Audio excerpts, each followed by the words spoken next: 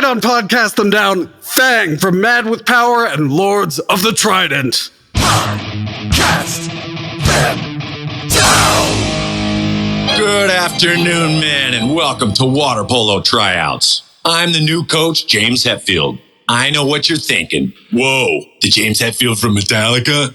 The answer is no way, even though I look and sound like him and have all his guitars. The point is, if I had to deal with the kind of pressure that guy's under, I'd probably crack and end up as a high school water polo coach. So it's a good thing that I'm just this very different James Hetfield. Hail Metal Nation, it is time for our interview segment, which we haven't done in like 2 years. So, hey, to be fair, I think it's only been like 22 months. Yes, and I'm rounding up. Okay. So we recently read, I'm going to fade it out nice. It's going to sound wonderful. Okay. We recently read a metal promo that we were sent for Mad with Power Fest, and it left us with many, many, many, many questions. And so we invited Fang to join us on this episode so we can get some things straight. And Matt, you did some investigative journalism, you tell me. Oh, I have. And we're ready to crack this case wide open. He's uncovered all my dirty secrets. All the skeletons are coming out of the closet. Oh, my God. Well, let's start with the first secret that you probably, you may or may not even realize. Not only is Lords of the Trident your band, label mates with my band Burning Shadows, but we've also played a show together. Really? Yes, I know. Right. Both of these are surprising. Now I have to pull back the list of previous shows here. Okay, well, you're gonna have to go back, and I'm gonna get Control F for Burning Shadow. It might not have been the same day, but it was the same fest. Okay, was it Warriors of Metal or what was it? It was Warriors of Metal. See, he got it on the very like first try. There you go. Yeah, so we played Lords of Metal. We played Warriors of Metal forever. It was Lords of the Trident. I've been seeing it. It's been on all my screens nonstop. And also our most recent, I don't know if you want to call it it's an album-length EP. Our Burning Shadows' most recent album-length EP was released on Wrathchild Records in 2019. So I don't need to tell you about Wrath. I don't need to tell you about Wrathchild Records. And we all know how that went. Well, we had a good time in 2019. How about that? I had a great time. I had a wonderful time with Raph too. So yeah, we don't need to get into the nitty gritty of what happened with Wrathchild Records, but I will say that Raph he's a great guy. We had a wonderful time with him. We had a good time on tour. It was a fun time in Europe, and it was definitely an experience. Oh, the cat's gonna get ready to boop my nose. There we go. Whoa. Oh, that was amazing. We did it. The cat booped my nose, and now she gets a treat. That is won't be the last time. People, if you're not watching on YouTube, you're missing the best part of this interview. So I have kept tabs on you, but like not entirely of my own will, because your YouTube videos, Words of Fang. Yeah. Okay. They would show up on Reddit every so often, back before Reddit turned into a dumpster fire, or as it turned. Yeah. I was the slow reason it turned into a dumpster fire. People were like, that Fang guy, get him off of there.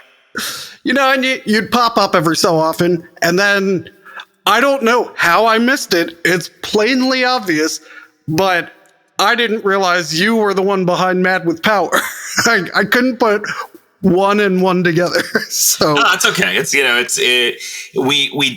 I do make an effort to try to tie Lords of the Trident into the marketing as much as possible, to kind of co-brand it. But we're not necessarily ramming it down people's throats. We're not. It's not like Lords of the Trident presents Mad with Power Fest or anything like that. But if you look hard enough, you'll notice the connection, and it'll probably be eventually obvious, but yeah. I will tell you where the connection happened. It's if you want advance tickets, join the Lords of the Trident Patreon. And then I went to the Patreon, and oh my God, what an awesome Patreon! But we'll get there too. Okay. So, but first, Mad with Power, Madison, Wisconsin's. Oh wait, no, you wrote it best on the site. I have to find the exact thing. A power metal and traditional heavy metal festival in the cold, desolate northern lands of Madison, Wisconsin. That's true. That's true.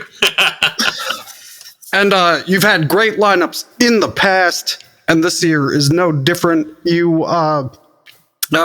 band called Lords of the Trident is headlining this time. But these fests are also like great ways to find other bands that I may not have heard of. There's Fellowship from Power Metal from the UK, Anthem, legendary Japanese power thrash metal, Magic Sword. I know all about Starkill and Oceans of Slumber because I've opened for them.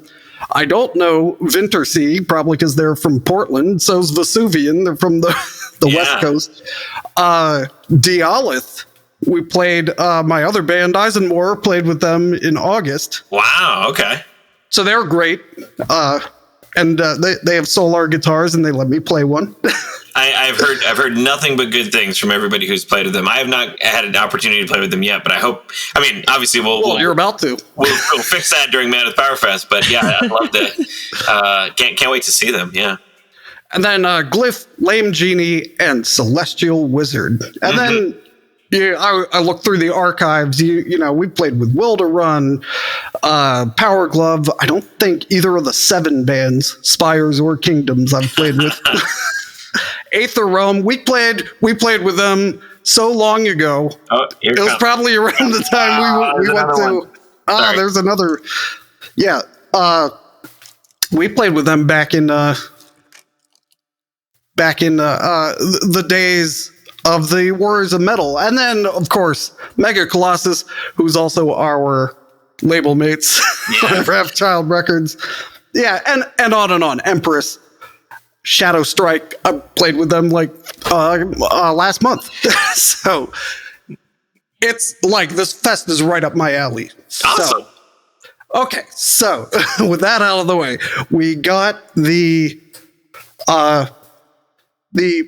promo, and basically you took everything you hated about fests and fixed them. I'm trying, I'm doing my best. My friends are like, hey, when are you going to start a label? And when are you going to start a touring company? I'm like, I'm just one man. Let me try to fix one thing at a time here. Okay. Yeah. I mean, you all have been to festivals. I've been to festivals. There's things about going to festivals and going to shows in general that we just hate. That are more difficult than they need to be, and if somebody had the time and attention to detail and wherewithal to fix them, they could be easily fixed.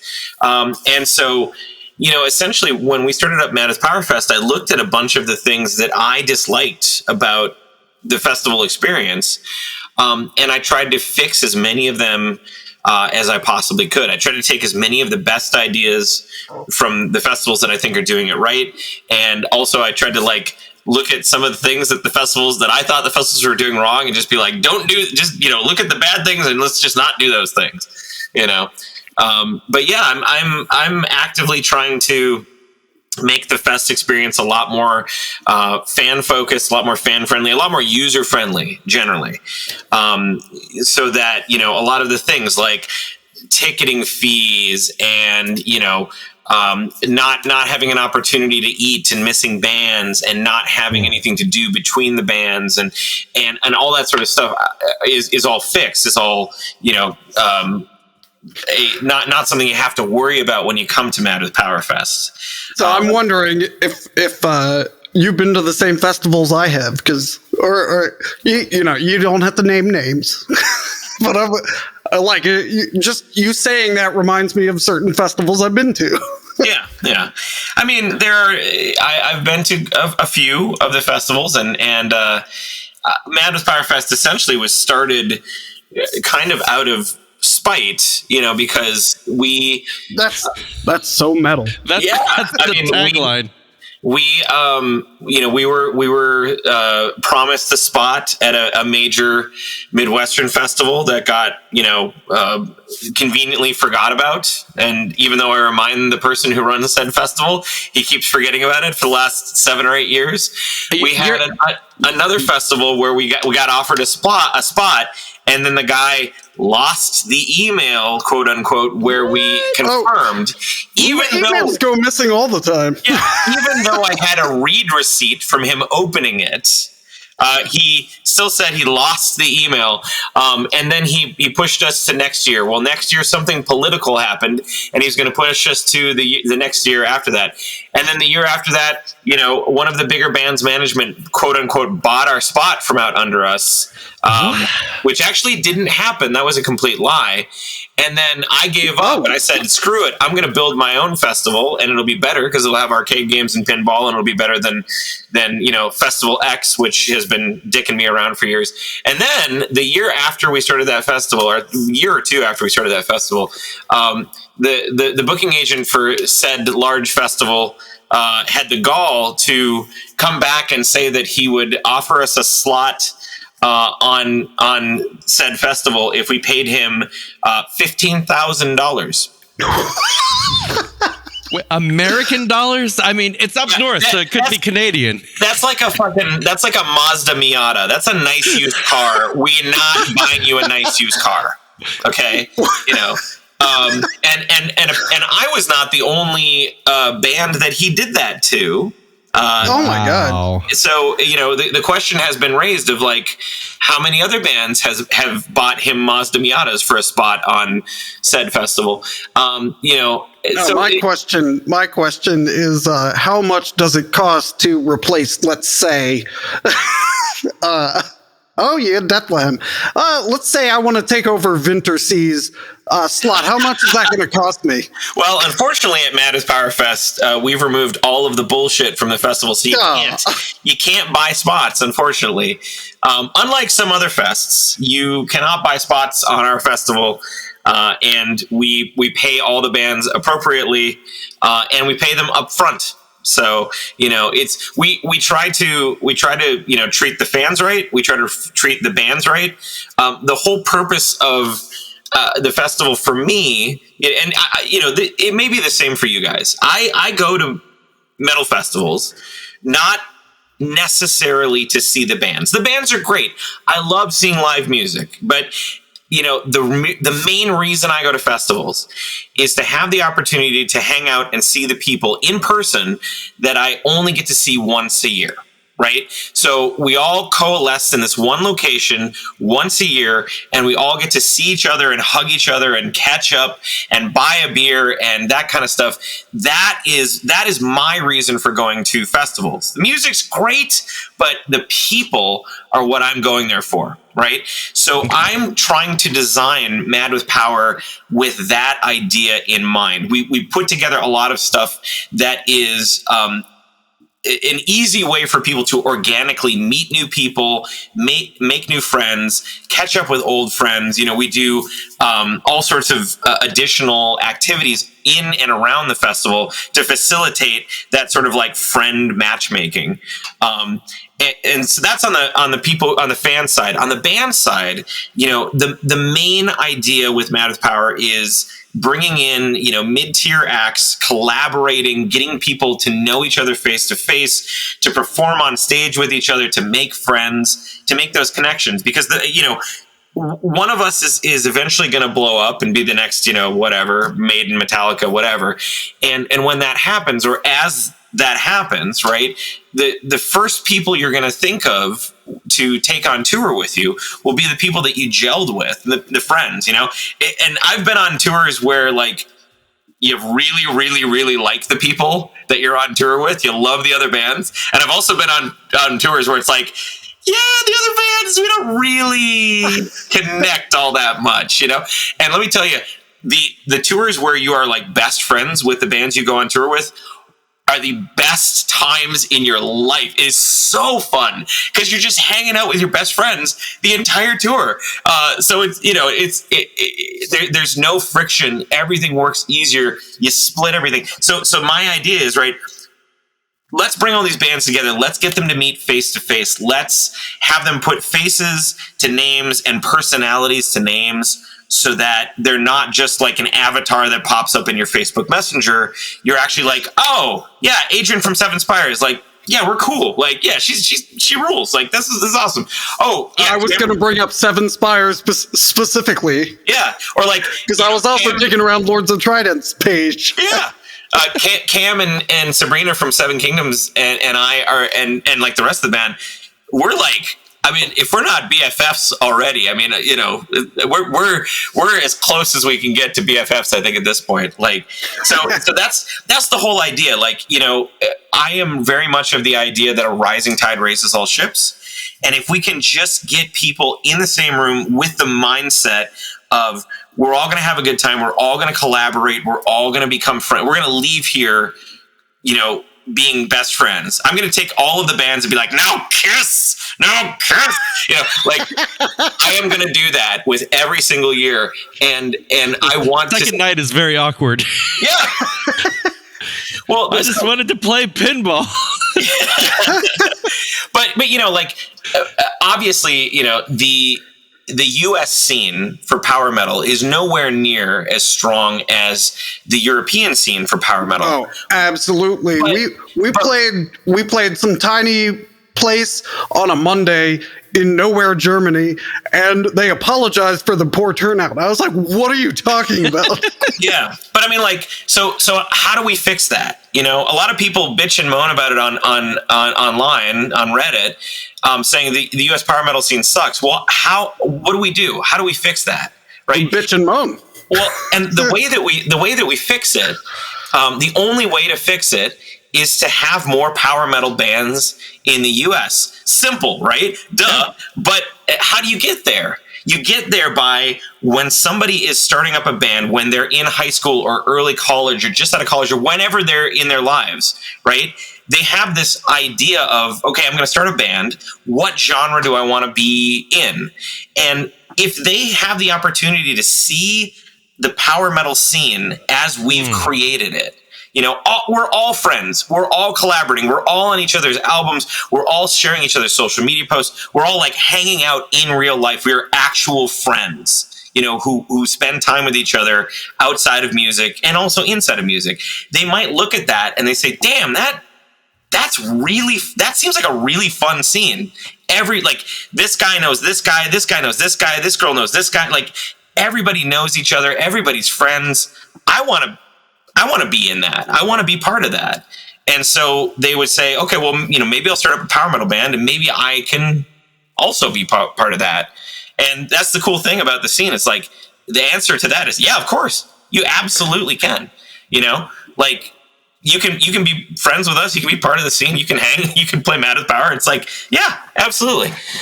So this is the seed that I'm hoping that I'm like sowing for, the trees that I'll never see, essentially. Like, I'm hoping in 30, 40 years, people will stop complaining about the US power metal scene being bad, because all of the kind of good we've put into it will have grown the scene to the point where it's not a problem anymore.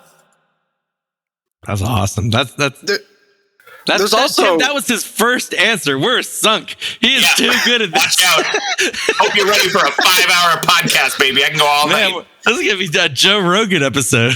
We have unlimited time on this platform. So we'll be done with all of the April episodes in one night. I know. Here's part 17 of our coverage. Well, there's also the festival's been over for 3 months, but here's there is also a section on madwithpowerfest.com. That's the plug. How can my band get to play Mad with Power? Oh, you were asking about that earlier. Right. Yep. Well, so I found this after. So the episode hasn't aired yet where we read the promo. So demanding the Burning Shadows come and/or Eisenmore. Yeah. I forget what I don't remember what I say on this podcast. I believe you demanded, if I remember correctly, you demanded that Burning Shadows be on the lineup, but you offered Eisenmore as like a bargaining chip. Yeah, but on the condition that the podcast gets to come. Oh yeah, well that would be the official podcast. However, Lords of the Trident has their own podcast too. By the way, so when you're done with this, go listen to that. Anyway, how do you get booked? I could have just read that first. Number 1, have amazing music. Okay, that's easy. Number 2, never sit still. These are all explained in depth on the site. Yeah. Prove to me you'll use the opportunity, be active in your communities, and don't give up. That's amazing. But the right under that it says, "Don't bug me," though. Yeah. I'm paraphrasing. Yeah. This is just like good advice in general. Yeah. The whole Words of Fang series on YouTube was essentially like, I've went through a lot of like hard lessons as a musician from when I started in my garage at 14 to now. And if I can save other people from learning the hard way and just like tell them what I've learned and then they don't have to, fuck up, then that's an easy way to kind of put more good into the world. But yeah, it's the biggest thing for me, more than anything else, is I pay very close attention to what bands I feel will use the opportunity correctly. Because my whole gripe with festivals before, in the early days of Mad with Power, the big festivals that I saw in the US, the headliners of these power metal, these trad metal festivals, all that sort of stuff, the headliners were like 60 or 70 years old. And that's not even hyperbole. I mean, like sometimes these dudes came out with a walker and fucking oxygen masks. I mean, like seriously. And I understand. I understand booking legacy acts is a bit of like okay, this will sell tickets. This will get people in the seats. I get that. But if your band hasn't put out an album in 10 years, like, are you a band? Are you still going? Like, why are you going to even do anything? Why would I give the slot to you instead of giving it to a band that could actually use the momentum to take themselves to the next level? And so that's, I always ask myself that question, and I pay very close attention to it. A lot of people have sort of, I've been very vocal about this, and people have given me a little bit of flack, not a lot, but a little bit of flack about booking Anthem this year. Oh man, aren't they they haven't been in the US in 35 years, and aren't they a band that's old, full of old guys? Yeah, they've also put out an album almost every 3 years for the past fucking 20 years. Their last album came out, I don't know, 6-8 months ago, and it's great. Yeah, exactly. They're still making music. They're still going. They're still touring. And this could be an opportunity for them to kind of re-break the American market, which they've been kind of a little bit, not. They're bigger in Japan, obviously, right? So that's right. That's the mindset that I look at. I don't want to book people who haven't done anything in 10 or 20 years, because that's a wasted opportunity. That's the thing that I was griping about, 8 years ago when I started the fest. It's so I'm going to try my damnedest never to do that, So these foreign bands, are visas going to be an issue? They're constantly in issues with Prog Power. And the visa process absolutely blows in the United States. So, and I'll be completely transparent with you guys. Because I've been super transparent about this on the internet in general. In order to do this right? You guys have been overseas, or at least, a lot of bands have been to different countries outside of the United States, even if it's just Canada. Right. And as Americans, As Americans, for most countries, 95% of countries, if we want to tour there, we walk up to the border with our passports, and they'll ask us, "Hey, what are you doing here?" We'll say, "Oh, we're playing a few shows as a band. Are you going to be here for more than 2 weeks?" "No? Okay, come on in." Yeah, that's what they'll say. There's no extra paperwork. There's no visas required. There's no extra stuff. Here in America, mostly because of the xenophobia that has been rampant, we have this insane visa process for touring musicians. You have to prove to the immigration services that the person you're bringing in, or a group that you're bringing in, is of extraordinary talent. Yes. Talent that is above and beyond anything that you would be able to find in America. And the way that you do that is you have to put bare minimum 60 pages, 60 pages minimum of reviews, flyers, album charts, album sales. You have to get at least 5 letters of recommendation from people. Like legit legal letters saying this band is awesome. I want to write those letters. You have to do all of that. So then, on top of that, it is highly advisable to have a law firm that specializes in this. Yep. Do this work for you, because the attempt to get the visa, when all is said and done, is roughly $4,000 to $5,000.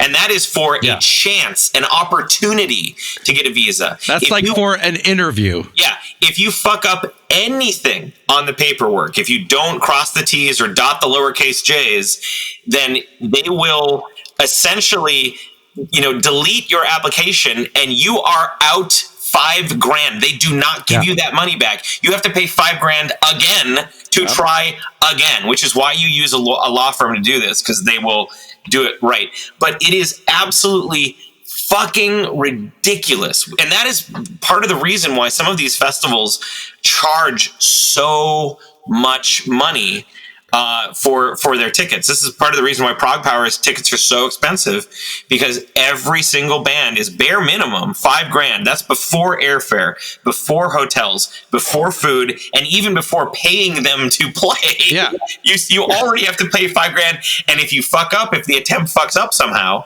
you have another $5,000 you have to pay, to try again.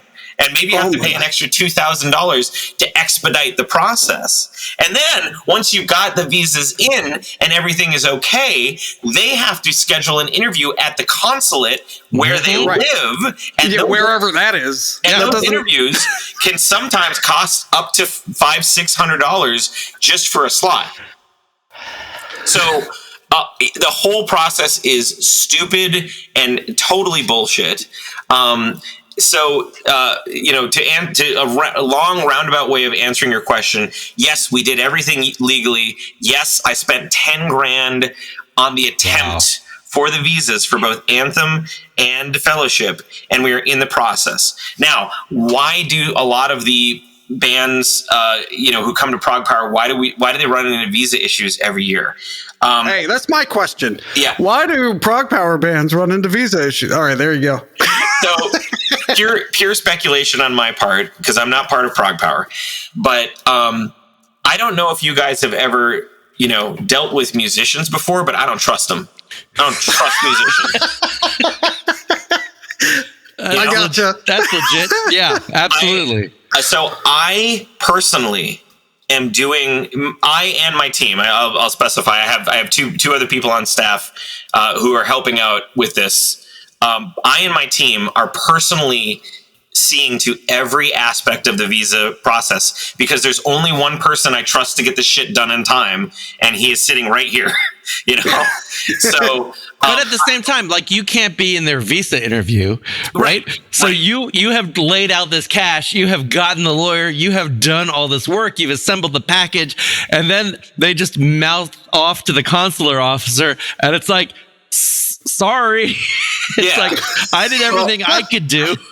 But the biggest thing that has expedited the process, right, is I'm the guy holding the bag, and I'm the guy that is bugging them every 2 days. Like, guys, did you do it? Did you do it yet? Right. You need to do it. You need to do it. And I will get, incessant with them and just be like, okay, listen, we need to get this done. We are a week overdue. Get your shit together. What are you doing? This is costing me $5,000. Please stop being musicians for just a second and learn how to do a spreadsheet. Learn how to do a spreadsheet, So yeah, visas suck, and I wish I never had to even think about them. They're the worst, literally the worst. Wow. I'm sorry I asked, but I'm glad I asked. Was amazing. But that's awesome. I mean, that's nerve-wracking and frustrating. But I think a lot of how many people go into a festival like expecting to see some band they've been looking forward to, and they're like, oh, their visa issues. You're just like, well, somebody just fucked up. No, people were working hard, spending a lot of money, putting shit together.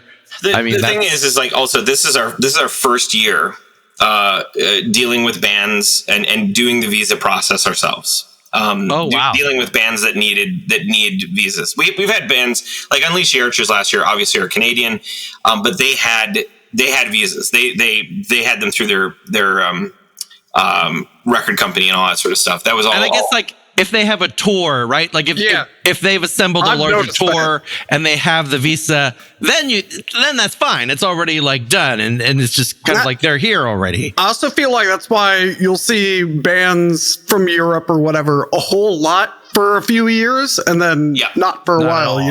Like when that band from Estonia, I think, Metzatol, kept coming. Yep. They're like, hey, we were here 8 months ago. We're back. But yeah, I mean, part of the reason I'm overseeing everything directly and being very anal about it is since it's our first year and since it's, Fellowship's first time in the United States, Anthem's first time in 35 years. I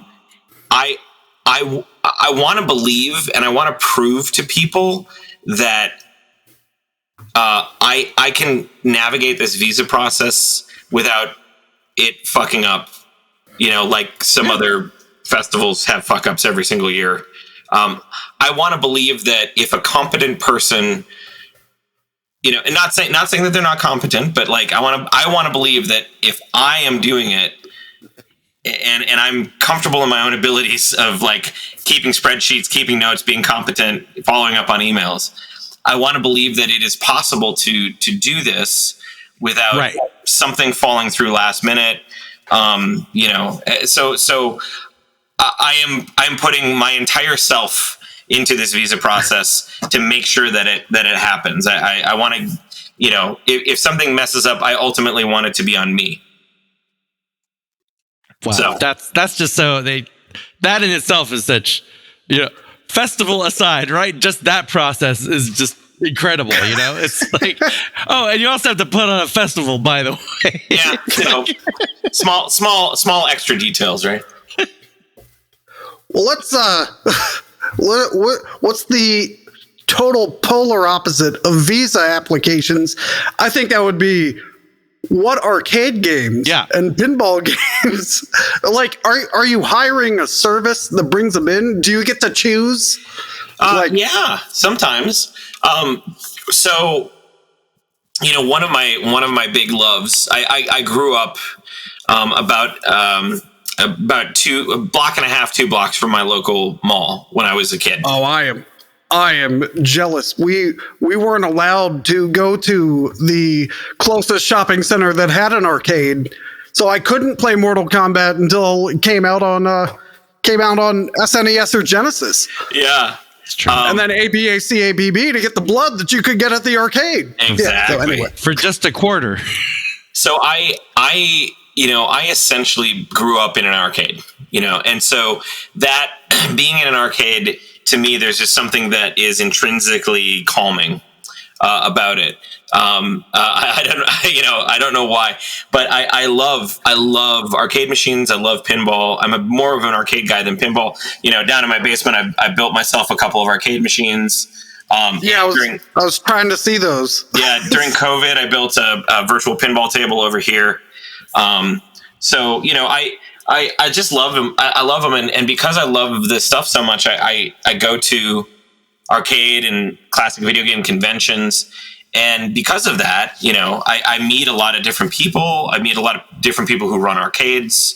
I'm in the community there. So, when we started Mad with Power, essentially, and we only needed 10 to 15 machines because we were in a smaller venue, I could just call up some of my local buddies and have them pop over, 5 cabinets from this guy, 5 cabinets from this guy, a couple pinballs from this guy, and make it work. Now that we're in a 2,500 capacity, a giant arena, basically, we have quintupled the amount of arcade machines and pinball. And because of that, I've had to call in more favors, every year. So it's not just 1 or 2 guys that are helping me out with 5 or 10 machines. It's like 3 or 4 arcades in the area that, bring in 15 games each, essentially. What is that load-in like, right? Like, how do you... it's hard enough... Yeah, half a dozen, 20 bands, and all their equipment and all their shit. Like, how do you get not just arcade machines, but pinball machines, right? Like, universally recognized as the most difficult thing to move ever.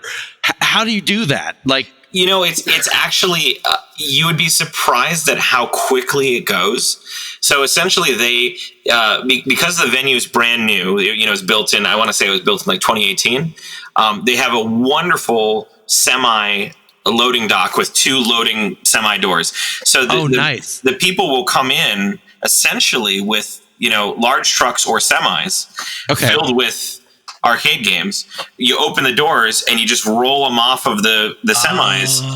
So there's no like lift up or anything. It's just it nice. just goes down a ramp, and essentially you just roll them into place, and then all you have to do is plug them in, turn them on, put free play on. So the load in and load out of the pinball machines and the arcade machines are actually not that bad. And after probably compared to the band stuff. Yeah. After 8 years, we've kind of got it down to a science too. Like we can get all of the games, all of the machines on like the main floor out and together in like an hour ish, something like that. Wow. So. That's amazing. Yeah. No, when I first read about all the arcade machines, I was like, these guys must hate sleep. I do hate sleep. That is one of the taglines that everybody always says. It's like, oh, Ty doesn't sleep. No, not at all. No, absolutely not. I don't know how you're putting on a festival with all the Lords of the Trident stuff that exists. Yeah. Oh my God. Yeah. I like to stay busy, which can be a good thing and also a detriment. So, yeah. But yeah, I mean, like load in, load out it can be the band stuff can be even like more complicated than the machines. And in terms of your question about like, do I get to pick the machines? Oftentimes, yeah, I do. As an arcade connoisseur, like the guys that I work with are like super nerds for arcade connoisseur people, and I'm also a super arcade nerd. So I'll be like, yo. That Total Carnage cabinet that you guys have that was signed on the faceplate by the people who made it and is like Beta 01. I want that. Like, bring that. Oh, bring the fucking Spy Hunter. Bring the discs of Tron. Get the, I'll walk around the arcades. I'm like, that one. And they're always like, oh, yes, sir. You have very good taste. Yes. Oh, wonderful. Very good, sir. Yes, very good. Yes. Oh. So, one of my dreams, and this is probably way too deep of a cut for anybody listening, but I don't know. Maybe there's some arcade nerds out there who listen to your podcast. There was a machine that was banned in the United States called Sonic Blast Man. It was built by the arcade company Taito out of Japan. I've heard of this. I think I saw a YouTube thing on it. Yeah. Go on. And essentially it was a punching video game. It was one of the first punching video games where it was like looked like a long pinball table. There was a big TV screen at the top. And essentially it would measure your pounds per square inch that you punched. And you had to get over a certain amount. You get 3 punches to do it. So they said, on all the instructions, like, please wear the boxing glove. You have to wear the boxing glove. And in Japan, everybody's like, yep, I must wear the boxing glove. These are the rules. In America, everybody's like, I ain't wearing no goddamn boxing glove. Yeah, you don't tell me what to do. You don't tell me what to do. So they had, 20 lawsuits of broken wrists. Oh my God. And Taito, not only did they stop selling the machine in the US, they ordered all of the arcade manufacturers to destroy the machines. Wow. So to the best of the arcade community's knowledge, there are 0 remaining Sonic Blastman cabinets in the United States. But it is my dream. I know there's got to be 1 or 2 out there. It's my dream one day to I would mortgage my house. I would pay anything. Didn't you say it's a Japanese company? I mean, yeah. You have a Japanese band coming. Yeah, they can. Are they arcade nerds? So the thing is, here's the thing, right? There are Sonic Blastmans in Japan. It's a very popular arcade game, and there's like Sonic Blastman 2, Sonic Blastman 3, Sonic Blastman X, the new Sonic. I could order a Japanese cabinet and have it shipped over to the United States and own a Sonic Blastman, but I want the American one. I want the one that doesn't exist. That's the one I want. That's my white whale. So if I were to ever find one of those, I would, not only would it absolutely make an appearance at Mad with Power Fest, probably surrounded by like a gold velvet rope, but this is for the double platinum sponsors. Exactly. That would be like, that's my white whale. That's the thing that I would like sell all my possessions to own. Yeah. So it doesn't come with the boxing glove though. Wow. You know what? If I own it, I'll break my armrest. It's fine. If you find it, I will personally send you a pair of boxing gloves. Like your gloves comped. So yeah, I get to curate some of the people who come. I trust their judgment. I'm like, just bring a bunch of stuff that's cool. Okay. This year obviously is Mortal Kombat themed, so we're going to be having at least a couple Mortal Kombat cabinets coming. Every year we have the guy who played Shang Tsung in Mortal Kombat 2. He comes. Okay. I saw that. I was gonna ask you that because out of context on your Instagram, I was just, what's going on here? They really love Mortal Kombat. Oh yeah. But so he's coming again this year. He comes every year. Great friend of ours. His name's Dr. Philippon. He's a really awesome dude. We've hung out with him quite a lot. And this year I'm going to try to get all of the rest of the Mortal Kombat actors. So the guy who played Scorpion and Johnny Cage and Kano and Raiden and Liu Kang, I'm going to try to get all of them. If you get the guy who played Jax, I'm going to lose it. Oh, I know him. My God. He signed my poster, like my Mortal Kombat poster back there, signed by Jax. Yeah, I know him. He lives in Chicago. He's a cool guy. That's not even that long of a drive comparatively. Yeah.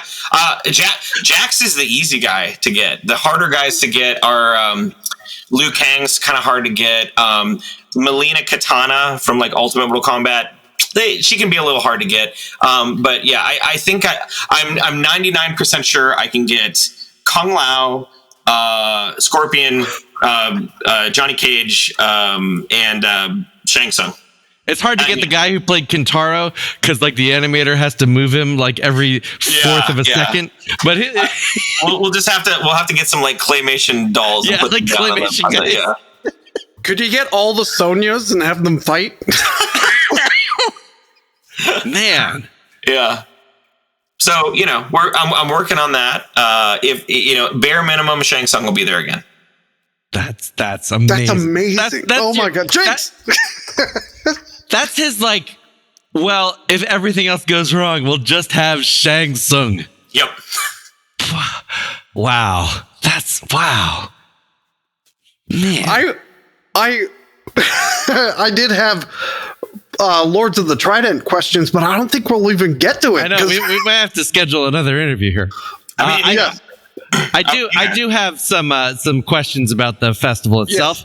This is so I disavow prior knowledge of anything you're about to say. Well, okay, so you might not know this, Fang, but we're not just a heavy metal podcast, but we're the world's preeminent heavy metal flag podcast. Oh, I see where you're going with this. Now, I don't. some might say the flag of Madison, Wisconsin is challenging to incorporate into a metal festival with its prominent role of periwinkle blue. Can you talk about that decision process? Does it just come from like civic pride? I mean, there are elements of this flag that are pretty metal. Yeah. But I would say, if you showed me this flag and say, make a power metal festival logo out of this, I might turn down the jobs. So if you could talk a bit about that. I mean, look, as far as the vexillological side of Madison's flag, if we're talking about that, it's a pretty fucking good flag. It is a quite good flag. Comparatively to Wisconsin's bullshit flag. Yep. Like, it's a damn good flag. And so where that all came from, right, is I was a fan of Madison's flag. My neighbor right next door to me is flying and has flown for many, many years a Madison flag in the pole in his yard. And so when the time came to design a logo for Mad with Power, Madison with Power, right? I'm like, well, I want it to be some sort of a crest of some kind. What do I put in the center of the crest? Oh, well, I could just take the center of the Madison flag and kind of, because that's kind of cresty. That kind of like fits in there, you know. It is a great logo, actually. Yeah. And then like the rest of it, yeah, I just took the flag and slapped it in there.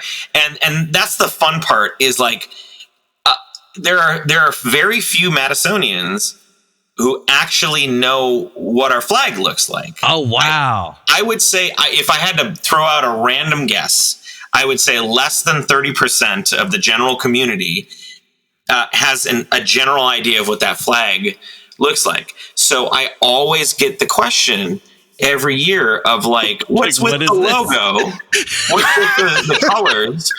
And then I get to say like, did you know? You know, and I get to like flex my nerd cred a little bit. Oh, nice. And everybody's like, no way. And then they find out that the Madison flag actually kicks a lot of ass. Yeah. And they're like, oh, hell yeah. Go Madison. Like, fuck yeah. You know? We need to do city flags still. So we have rated the quality and metalness of all the United States state flags. Yeah. We gave Wisconsin's flag a quality score of 3.33 out of 10. It's so bad. It's like, and why would you 4 put for the metal of the state on the fucking flag? Come on. Well, you know, there's another state nearby that tried to get a better flag and failed miserably. So you could do worse. I know. Do worse there. I know. Well, now I'm wondering how metal your sports teams are, because that is another thing we do here at Podcasting Down. We go through how metal every team in a league is. And I see the Wisconsin Badgers. It's not Badgers might be metal. You know, we're gonna have to think about this and get back to you. Have you ever met a Badger?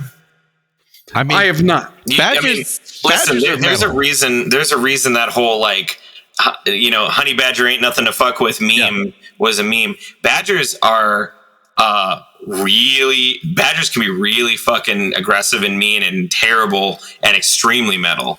Badgers will fuck you up real bad in real life if you mess with them. Sounds pretty metal. I remember being a kid and watching like some cartoon of the Wind in the Willows, where they go to Mr. Badger's house, and then later I was reading about badgers, and that story changed a lot. I was slightly horrified. Oh yeah. Now badgers are relative. I would say they're relatively metal. Maybe not the most metal animal out there, but they are aggressive and strong and mean, and you don't want to accidentally put your face in a badger den or arm or leg or whatever. Right. I mean, that would be bad news. If we're gonna talk shit on Madison, team, I think the easier target obviously is the Madison Mallards, because Yes. Okay. the Mallards are not very baseball, metal. right? Yeah. Unless you want to make a joke about like corkscrew penises, they're not very metal at all. While we're on the subject of Madison, I did find we're all on the subject of corkscrew penises. Well, also, I didn't read your guide to Madison. So, Fang's guide to Madison, Wisconsin. I can give you my guide to Madison, Wisconsin. Okay. We were driving to Minneapolis to play the Sword Metal Festival, I think it was. Okay. And we stopped in Madison and went to Culver's, and it was delicious. Nice. That's my entire guide to Madison. It was on the way.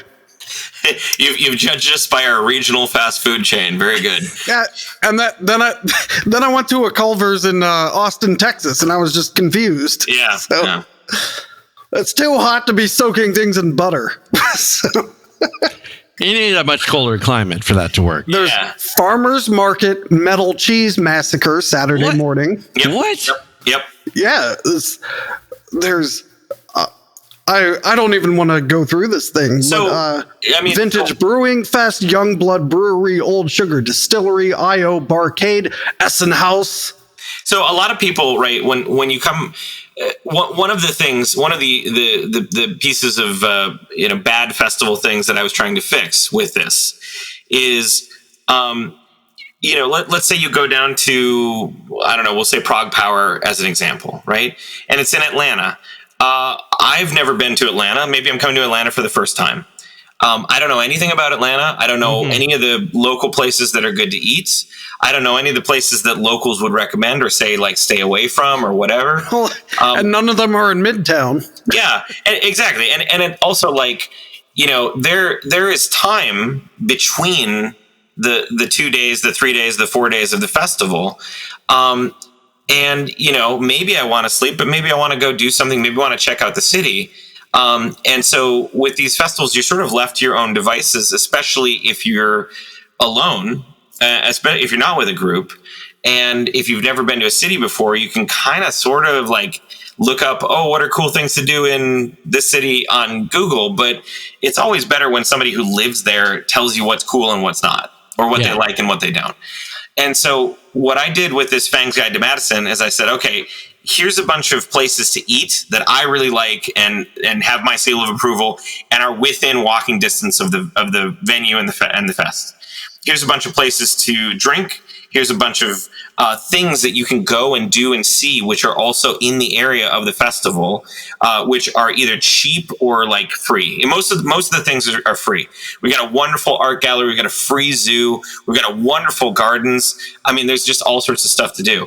And then in the spirit of community building, in the spirit of getting people together for social events to try to make friends and build the community, there's a bunch of additional fest-related activities that we have in this Fang's Guide to Madison. So, for example, our pre-party on Thursday night, we do at a local arcade. And it is literally just like, show up, play some arcade games, meet people, have some fun, have some drinks. We might have a few things, a few events happening, but it's not going to be anything super big. But the cool thing is like almost all the bands get in a day early. And so you never know who might be showing up to the arcade. Is Brittany Slays from Unleash Your Archers going to be showing up and buying you a drink? Is the guy from Anthem going to be over here, like, trying to talk in English to you? Like, what's going on? Like, what's going to be happening? So if you want to guarantee possible meet and greets, you're going to want to check out the VIP package. Of course. But if you want a secret meet and greet, you go to the pre-party, and then of course the Metal Cheese Curd Massacre flash mob is easily one of my favorite things. Wait! Did you just say that? I might have had a mini stroke. What did you just say? Metal Cheese Curd Massacre flash mob. Okay, that's what I thought you said. Yeah. All right. So what we do, the festival's on Friday and Saturday. The festival is about half a mile-ish from the state capitol. And every Saturday in the summer around the state capitol is the United States' second biggest farmers market. And what is Wisconsin known for, if cheese not cheese and cheese curds, right? And let me tell you, there are, just like there are people who've never been to Wisconsin or never been to Madison, there are a lot of people who come to the festival and have never had fresh cheese curds, like cheese curds made that day. You know, they go into they buy false metal cheese curds. They'll walk into like a gas station and they'll get these fucking congealed bags of bullshit and they'll be like, "Oh, I ate cheese curds. It's like, no, those are not cheese. Listen, if it ain't squeaking, wrong. You did not eat cheese curds. If you can't like freely move them with your hands, then they are not cheese curds. So what we do is we tell everybody, okay, get your battle jackets on, put your most metal t-shirt on, grab your boombox, blast and Blind Guardian, meet at the top of State Street, right where the farmers market starts at 11:30. Bring cash, and we're gonna have like 300 metalheads descend on the farmers market with all the people in the strollers, all the people buying vegetables, all this sort of stuff. And the main goal is we are going to sell out all of the cheese curds. We're going to walk around the farmers market and we are going to destroy the cheese curd stands. We are going to make sure that they go home empty of cheese. We're going to give them all of our money and we're going to take all of their cheese. And the cool thing is that the farmers market now knows that this happens every year, but they still don't know when. So there's this like random weekend when like 300 metalheads descend on the farmers market, and they don't know why either. They just know the metal people are coming and they want cheese curds. That's all they know. So it's amazing. This is the most amazing thing I've ever heard about. And this is a side event. That's a side event. This isn't even the main attraction. Yep. Yeah. That's why Mad with Power is fun, you know, because we do this kind of shit. So yeah, we last year we just demolished the cheese curds, and then after we successfully buy all the cheese at the farmers market, which by the way, since it's the second biggest farmers market in the United States, that's a lot of cheese. A lot of cheese. That's a lot. You know, possibly thousands, maybe tens of $1,000s worth of cheese that we go through. Once everybody is chock full of cheese, we take them on a little guided tour of the Capitol building, because the Capitol building's wide open, and I just bring a bullhorn and I walk them through the Capitol and I show them some, here's some cool historical things. Here's some, things about our monuments and history. We take them up to the observation deck where they can look out all across the city. It's a really fun time. And it's a really great way for community building. Wow. I can't help myself. We live in Maryland, mm-hmm. which is very close to a Capitol building that some people think is open. Oh, yeah. All right, sorry. Awkward. There's no farmers market there, despite reports. Oh man. Yep. I gotta refill my beer. Give me 20 seconds. Sure. I'll take this opportunity to do the same thing. Hi everybody on the podcast. They both left, but I'm still here, Matt. And so this will probably be cut, but if it's not, I'd like to remind you that if you're not a patron, you're missing the most amazing semi-annual content that Podcast 'em Down provides. If you like stuff coming out occasionally of good-ish quality, you should join the Patreon. Oh, and there's a beer. That's another thing we do on this podcast. Chocolate mousse pastry stout. That is amazing. Oh, yeah. Untitled Art is a local brewery here in Madison. They make some of my favorite beers. This one's only 8%, so this is going to be kind of a sessioner. But yeah. Oh, so you're talking about Patreon. He shows a beer. No one's going to mention that Fang's Extra, Fang's Metal Beer Club, early access videos. Fang, if you're not on the payroll of the Madison Tourism Board, they are fucking up. It's funny. Every year I email them and I say, "Hey, I'd love to work together with you guys," and it's just radio silence. But Yeah, I legitimately, I've gotten the feedback from people before. They're like, "Why do you do it in Madison, man? Why can't you do it in like Chicago or someplace that's easier to get to, or like a major city with like a train station or something like that?"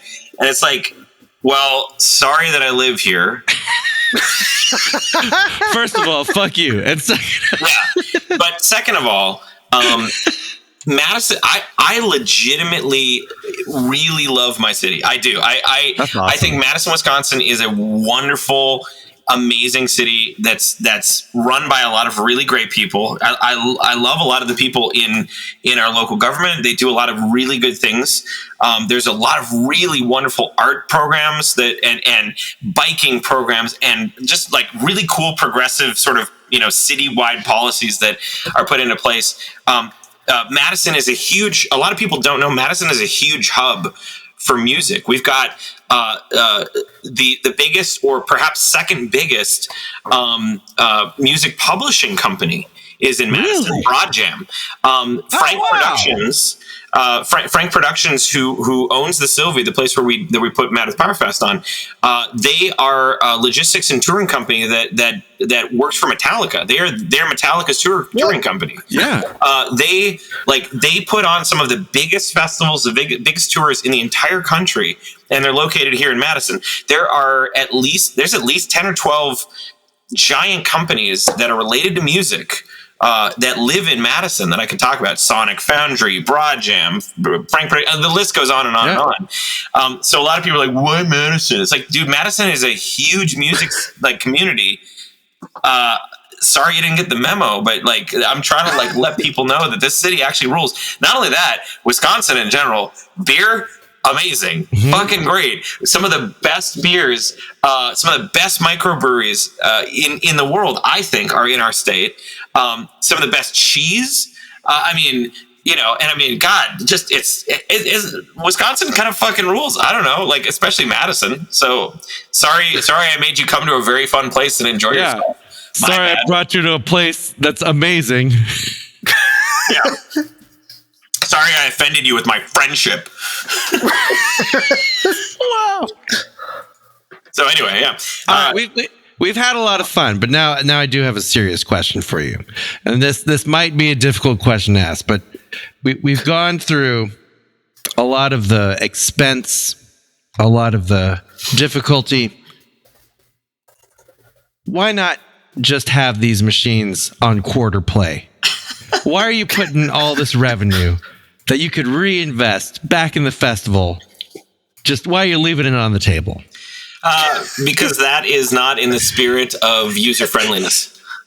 All right, fair enough. Fair enough. Well, my MO with running this festival is no bullshit, or as little bullshit as humanly possible. We were actually the first festival, as far as I'm aware, we are the first festival in the United States to take on Ticketmaster and win and say we are going to wrap up all of our ticketing fees into the price of the ticket. And so you are going, like, the price that we show on the website is the price it's going to be at checkout. Wait, hold on. To repeat, the price listed on the website, I was just at a show last night or 2 nights ago, and I can tell you the price on the website was not the price I paid by a significant amount. And don't you hate that? Don't you hate that? And that, my friend, is bullshit. And that is what I strive to eliminate at Madison Powerfest. So I walked in and sat down with Ticketmaster, with the reps of Ticketmaster, because Frank Productions is part of Ticketmaster. So we had an opportunity to talk with them directly. And we said, look, we're not charging extra fees. We're not charging any of these convenience fees, service fees, bullshit fees, whatever.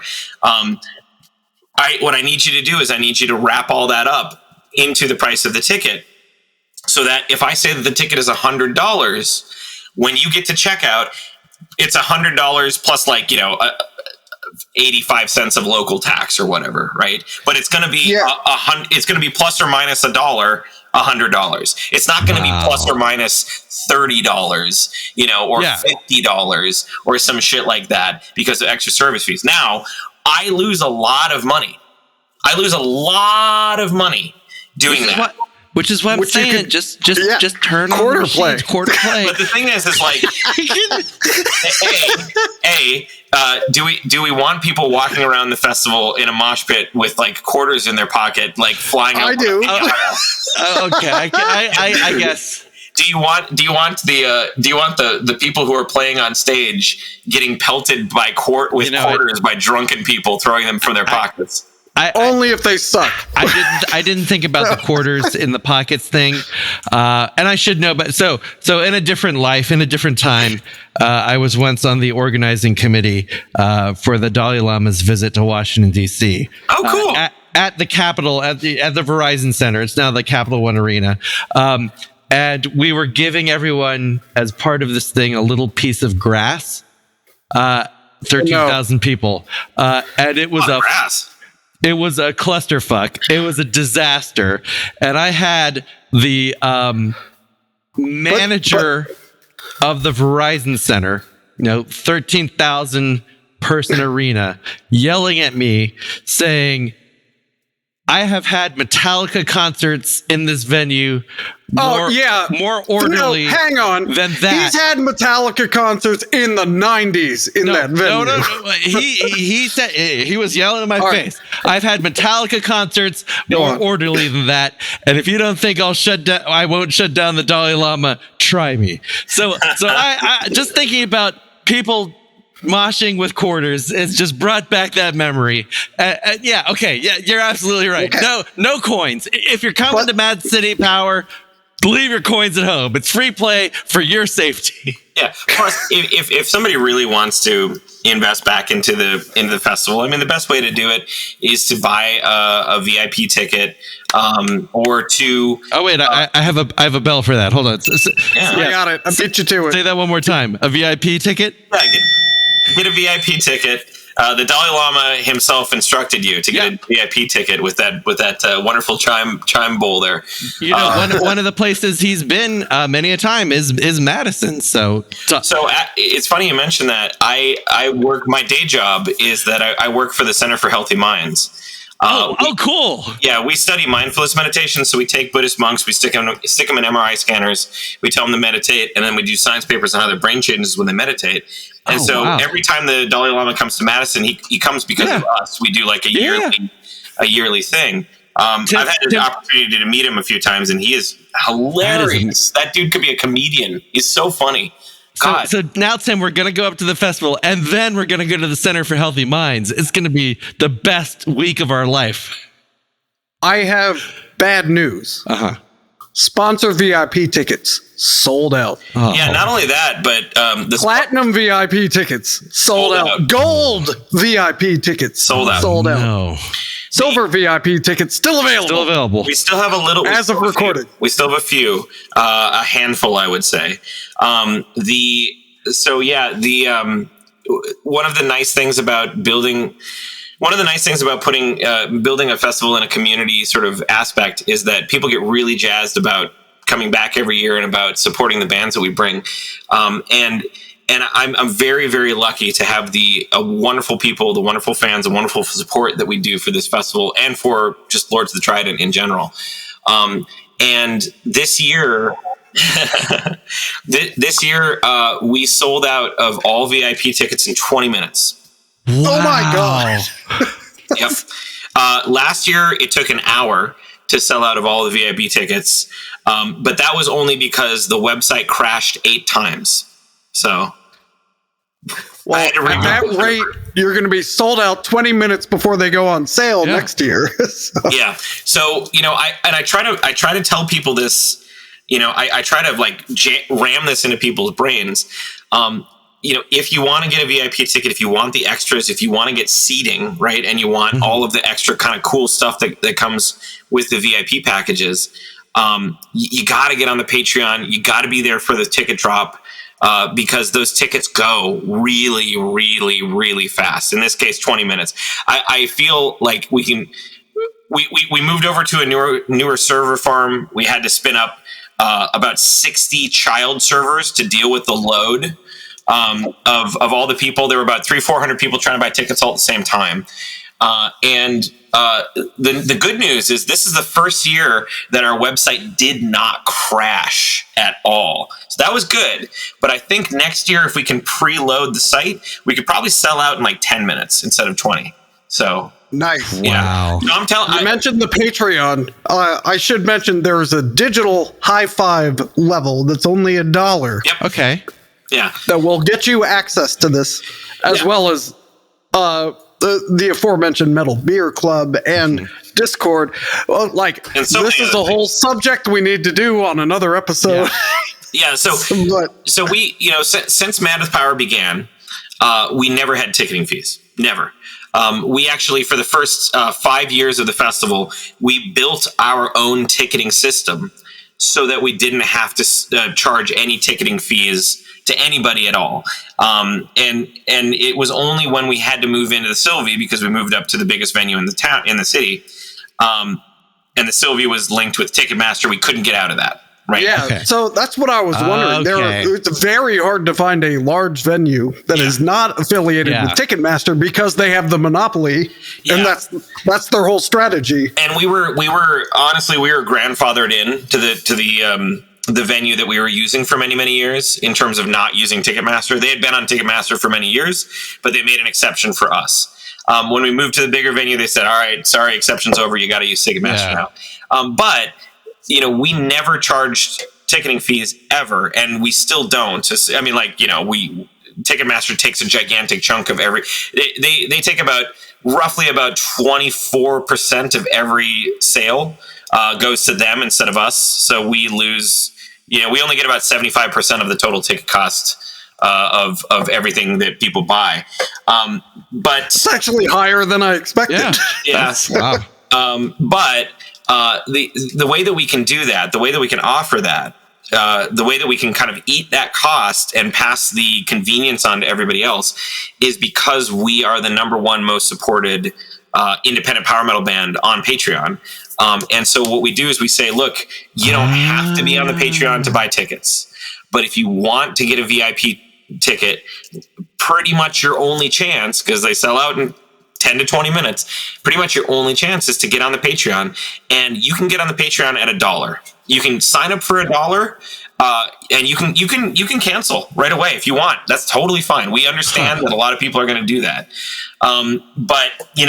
So you can think of it as a $1 fee to get the pre-order. If you want, and again, you can wait. You don't have to get a VIP ticket. You don't have to join the Patreon. It's all optional.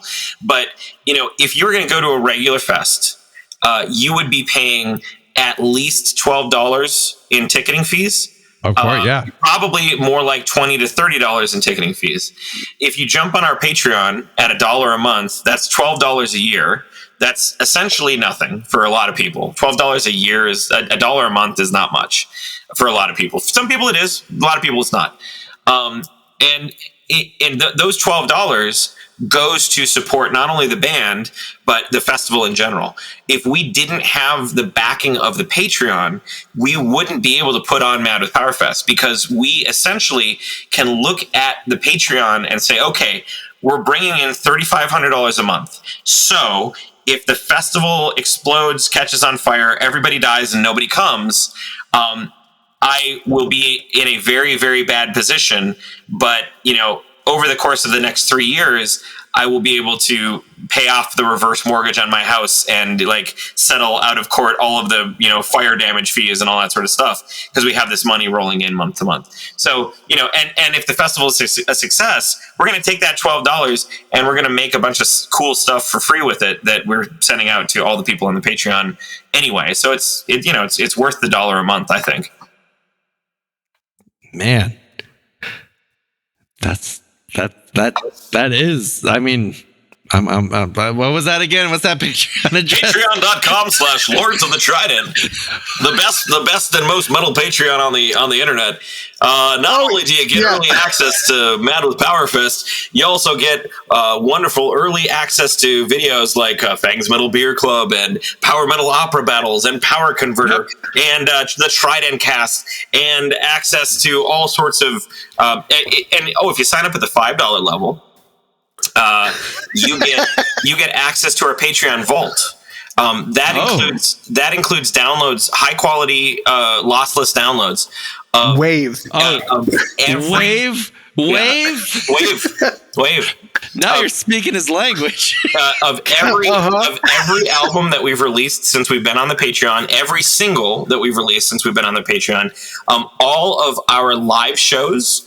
The entire show is mixed, mastered. So we have bootlegs from pretty much every show we've ever played in full lossless quality, fully mixed, fully mastered. That you can would you consider or ever call those official bootlegs? I have.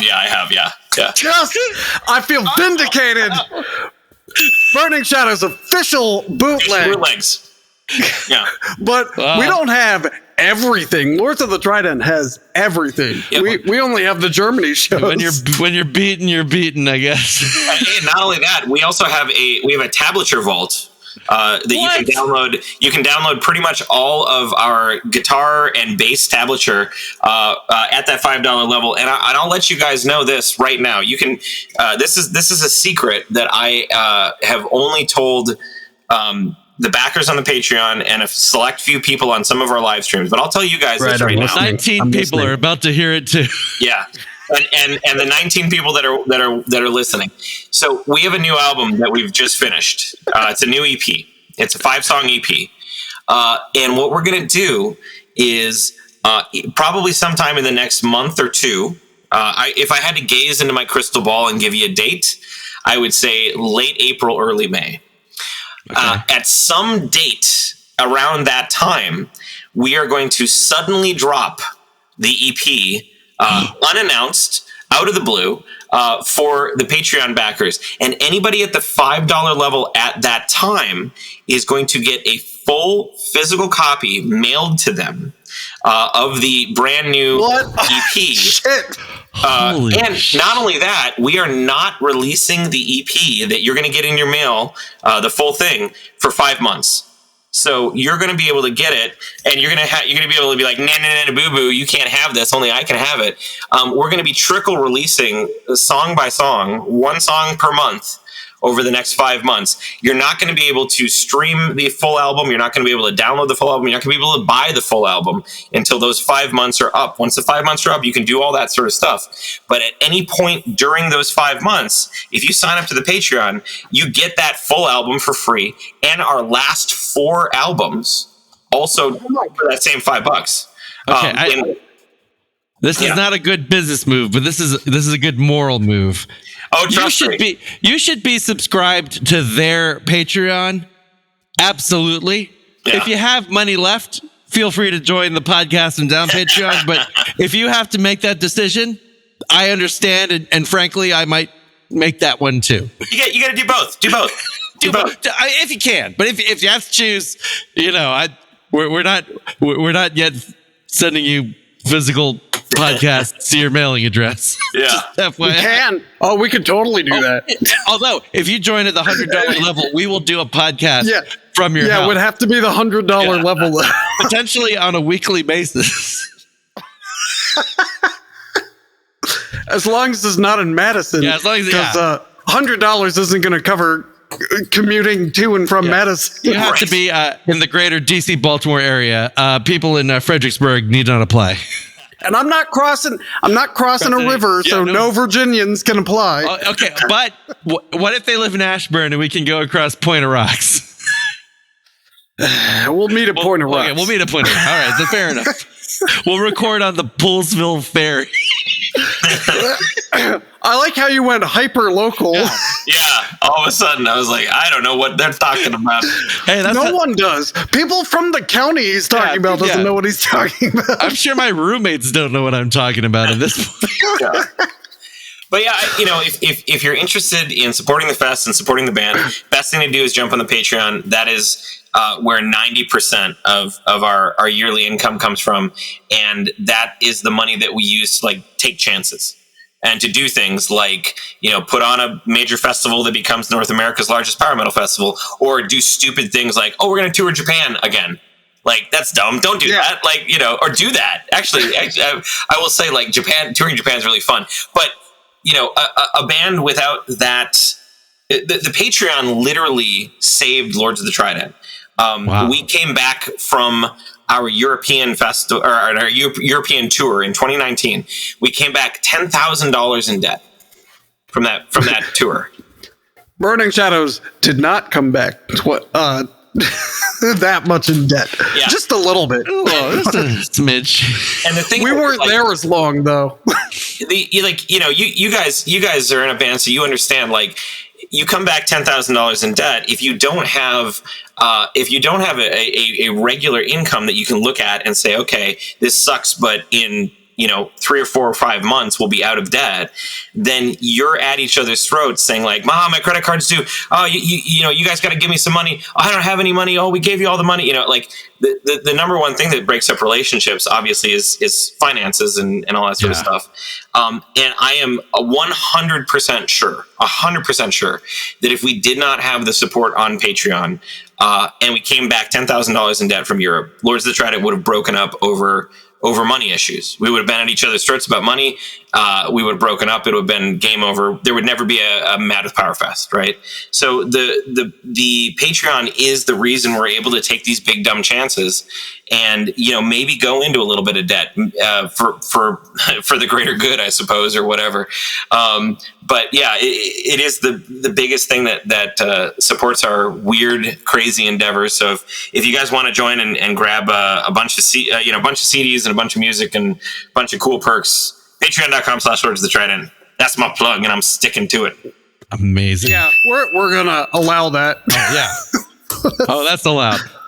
I think that's also a good stopping point, because I don't think we can go any further without a deep dive into Lords of the Trident, which would be another episode. We'll have to do another episode then. And that's good, because I have a lot of investigative journalism questions about that too. Oh. So.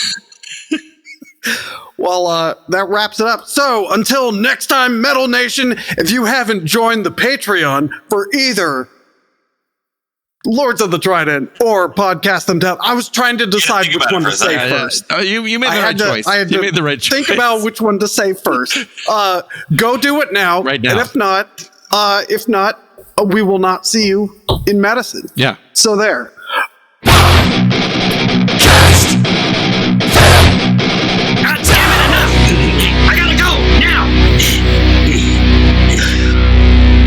So, I totally missed the won a media pass button. Yep. We can apply to get a media pass. I think that's what we're going to do. And instead of just making baseless demands when we're reading the promo, we should have actually looked at the website. But that's not on us, because we like to read promos without any preparation or research. So really, for the good of the, completely understand. For the good of the. Also, please don't listen to that episode.